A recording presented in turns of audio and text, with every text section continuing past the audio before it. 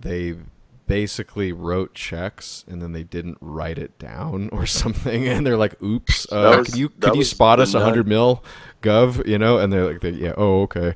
I don't know how that one was like acceptable, but yeah, Yeah, that's a there's something standard going on. thing Yeah. too, like during the contracting process, particularly for like the modular handgun system had this issue with that contract too, where you will pull a fast one on the price of the underlying versus claimed future maintenance expenses.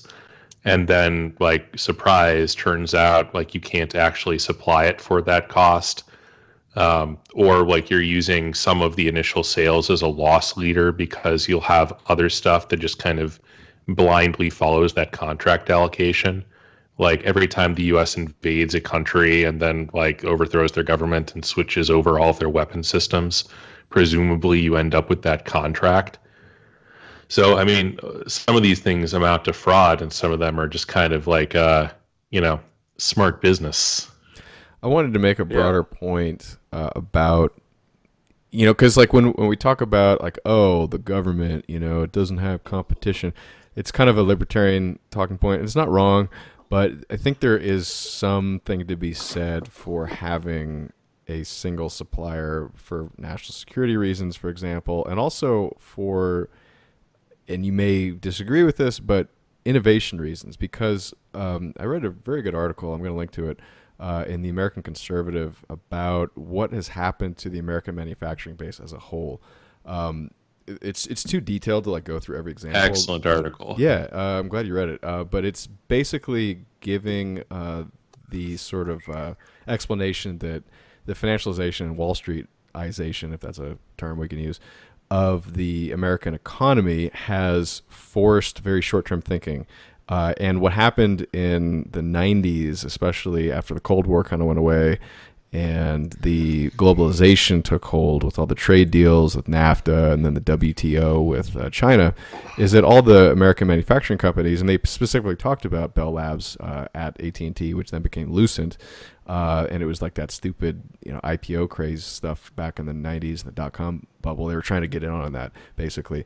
What they did was they oriented everything to the stock price. And so if the executives weren't making quarterly earnings, okay, we're talking about like, the contrast with Lockheed, where it's like you have a 6-year lead time for like some part on an airplane versus like every 3 months you have to like beat or meet your expectations on the stupid earnings call. This put like this very narrow-minded set of glasses on the executives in America. And what ended up happening is all they could figure out in that really narrow window of the opportunity to invent stuff was Carly Fiorina, for example, who was a miserable candidate for the Republicans back in 2016, if you remember that. And also trying to run for governor in California. She didn't make that. She was, I think, fired from Hewlett Packard, but she was at Lucent. And her big genius idea was to sell to startups, give them startup financing, and then they would basically default after they went bust, but it would look good in the short run. And so that was her genius idea. And then her genius idea at Hewlett Packard was to merge with Compaq, and that was a disaster in most people's view in retrospect. And actually not too many people a few people at the time actually thought it was a stupid idea too, but they were shut up basically because it was Wall She Street. she destroyed a lot of HP's. She turned it into a printer company. Okay, Yeah, that was she like destroyed a lot of their most internal innovative company in Silicon Valley for the longest time. And she just financialized everything, and she outsourced everything. Okay, Yeah. and she was at Lucent doing the same crap. And so we've lost a lot of our technology. I mean, China has the manufacturing base for so much of this stuff. And like these stupid professors who would like, get up there and be like, "Oh, it's okay. We could specialize in marketing and R&D." You don't get to do proper research and development if you're not making things. You don't understand how it works. You can't do it on a drawing board. You have to be right there, like we talked about in the Skunkworks episode with Kelly Johnson, combining the manufacturing with the research and the engineering stuff. So this article basically is talking about how you can't do this like everybody competes, fight each other to the death, and it's all short term. There is something to be said for having these longer term programs and less competition, as weird as it may sound to your libertarian instincts.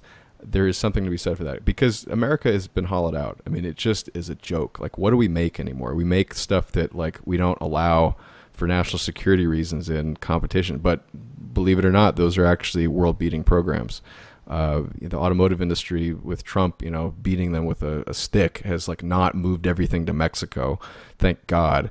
But it's like, realistically, do people actually think? I'm going to get on my soapbox, for the 10th time today, but it's like, do people really want America just to be Facebook?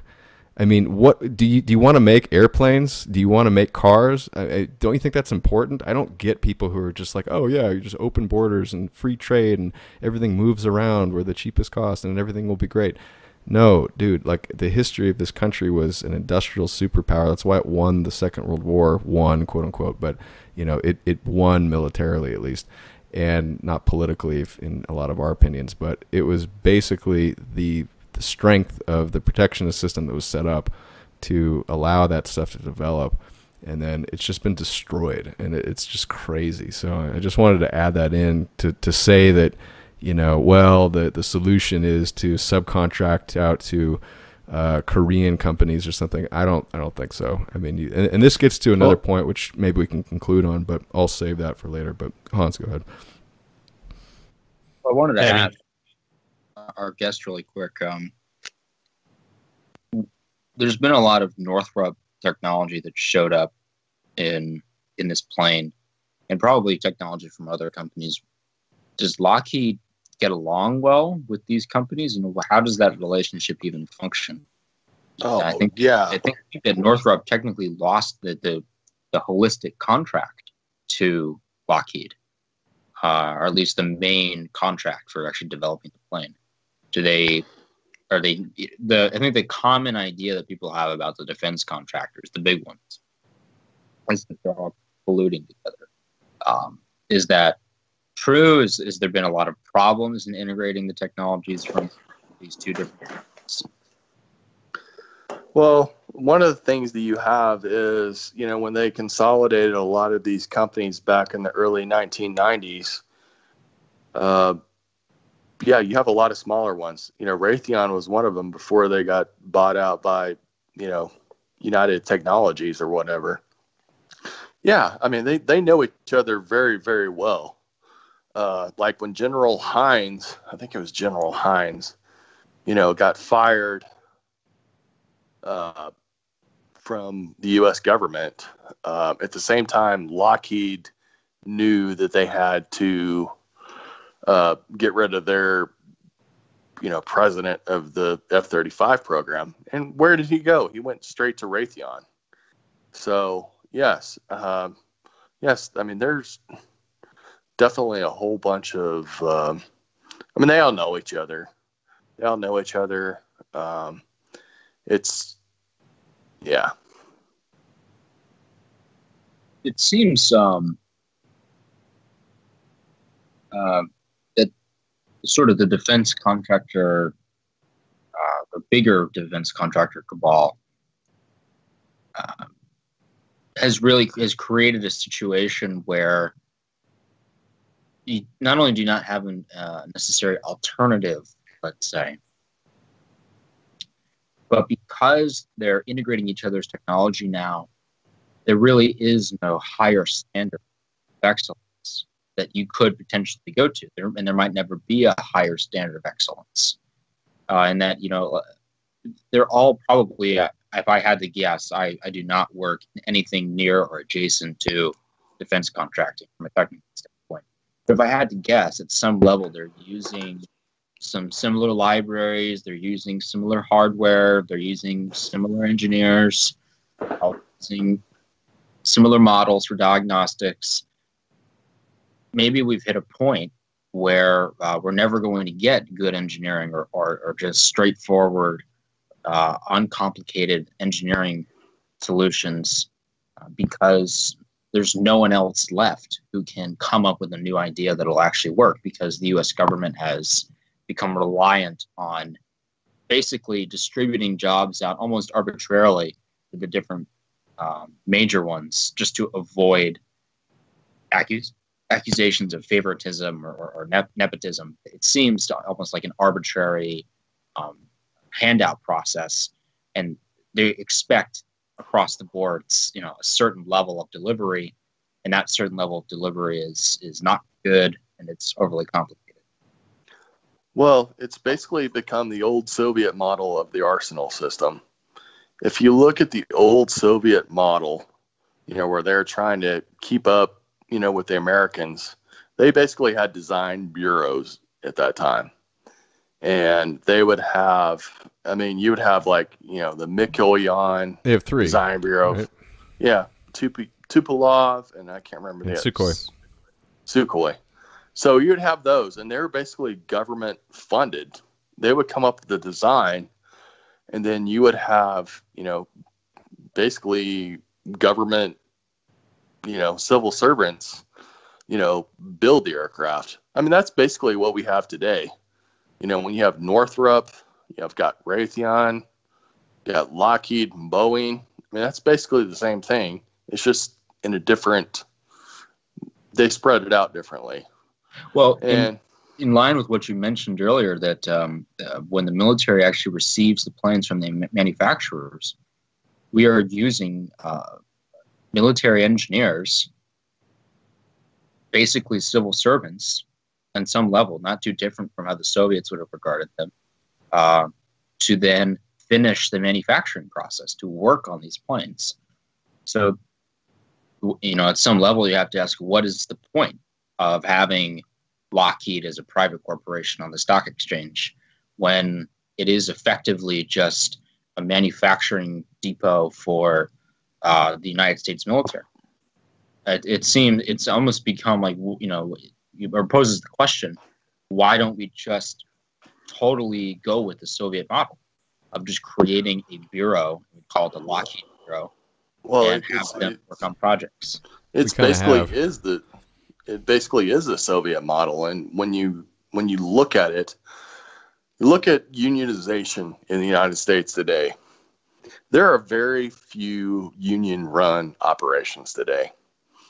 Very few UAW, but like when you look at the defense contractors, they're all unionization, and it's I can go on to that for hours on what goes on with there. But yeah, they're all union employees. And to get into that union, like, you have to know somebody. So it is very much like the Soviet model.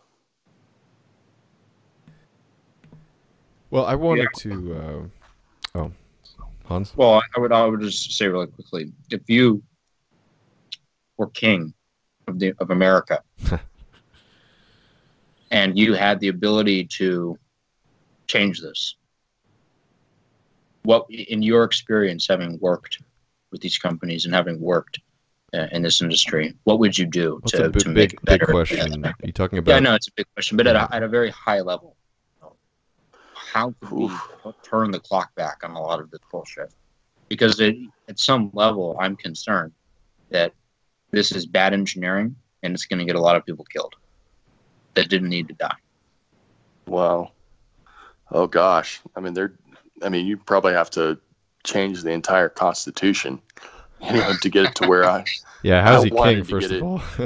I would completely change everything. But what I would say is, for one thing, the military budget today is like $1 trillion.